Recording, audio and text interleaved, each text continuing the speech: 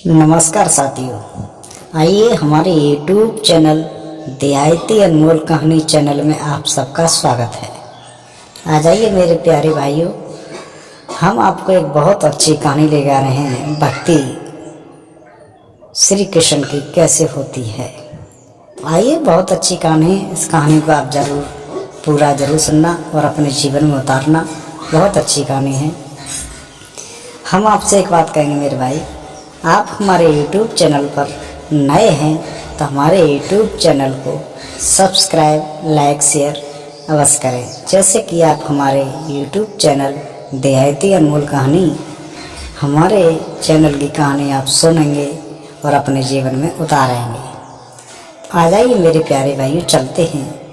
हमारे श्री गुरु जी प्रेमानंद महाराज जी के प्रवचन हैं, उन्हीं के माध्यम से हम आपको छोटी सी एक बात बताने के लिए जा रहे हैं। इसको जरा पूरी जरूर सुनना। एक जंगल में एक संत जी रहते थे। उन्होंने संत जी ने अपनी कुटिया बनाई थी। उसी में भगवान श्री कृष्ण का भजन और पूजा पाठ करते थे। भगवान श्री कृष्ण की भक्ति बहुत करते थे। वे अपना प्रण करके और प्रण में विश्वास था कि श्री कृष्ण की जिस जंगल में से जब ही आऊँगा, जब श्री कृष्ण के दर्शन कर लूँगा।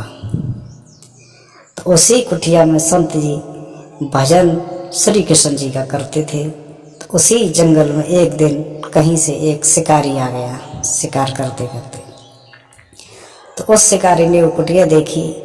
तो उसी कुटिया में जाकर के संत जी के पास जाकर के बैठ गया और बोला, संत जी आप कौन हो और यहाँ आप कैसे रहते हो।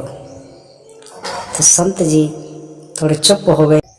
फिर शिकारी संत जी से बोला, संत जी आप कौन हो, इस जंगल में कुटिया बना के कैसे रहते हो। तो संत जी बोले कि आप कौन हो। तो शिकारी बोला कि मैं शिकारी हूँ और मैं शिकार करते करते यहाँ पर आ गया हूँ, और आप क्यों रहते हो। तो संत जी बात घुमा करके और शिकारी से फिर बोले कि मैं भी एक शिकारी हूँ, मैं भी अपनी शिकार की तलाश में आया हूँ। तो शिकारी संत जी से बोले कि आप शिकार कैसी करोगे, आप अपनी शिकार का मुझे बताइए, हो सकता है मैं आपकी मदद कर सकता हूँ। तो संत जी थोड़े शांत हो गए। तो शिकारी फिर से बोला कि संत जी आप बताइए, आप कैसी शिकार करने आए हो, आप कौन सी शिकार करोगे। तो आप मुझे शिकार का थोड़ा नाम बता दीजिए, कौन सी शिकार है आपकी, तो उसमें हो सकता है तो मैं आपकी मदद कर दूंगा। तो संत जी ने अपनी बात बोलते हुए उस शिकारी से कहा कि मेरी शिकार का नाम है श्री कृष्ण। बड़ी सुंदर सांवली सूरत है और सिर पे मोर का मुकुट है और हाथ में मुरली है। बहुत ही सुंदर है मेरी शिकार। मैं श्री कृष्ण जी की शिकार में आया हूँ, उनको मैं पा के ही यहाँ से जाऊँगा। तो शिकारी संत जी से बोला, संत जी मैं आपकी मदद अवश्य करूँगा और हो सकता है तो आपकी शिकार की मैं खोज करके आपकी शिकार आपके पास अवश्य लेके आऊँगा। मेरा प्रण है कि जब तक आपकी शिकार नहीं आएगी, जब तक नहीं पानी पीऊँगा, नहीं भोजन पाऊँगा, मैं आपकी शिकार लेके आऊँगा। तो शिकारी वहाँ से कुटिया से उठा और बियाबान जंगल में आगे के लिए बढ़ गया। तो वहाँ एक वृक्ष पर जाकर के जाल फैला दिया और उसी वृक्ष पर जाकर के चढ़ के बैठ गया। उस शिकारी का प्रण था, नहीं भोजन पाऊँगा, नहीं पानी पीऊँगा, जब तक श्री कृष्ण सांवली सूरत, मुरली, मोर का मुकुट सिर पर, वो नहीं मिलेंगे, जब तक मैं नहीं पानी पीऊँगा, नहीं भोजन पाऊँगा। तो एक दिन, 2 दिन, 3 दिन हो गए बैठे बैठे। तो मुरली वाले श्री कृष्ण जी को उस शिकारी के ऊपर दया आई और वो अपने आकर के उसी जाल में आकर के बैठ गए।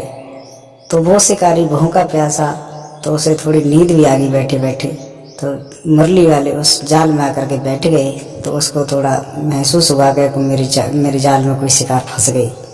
तो उसने अपनी आंखें खोल के देखा, वही जो संत जी ने उनको बताया था वही रूप वही रूप में श्री कृष्ण जी बैठे थे।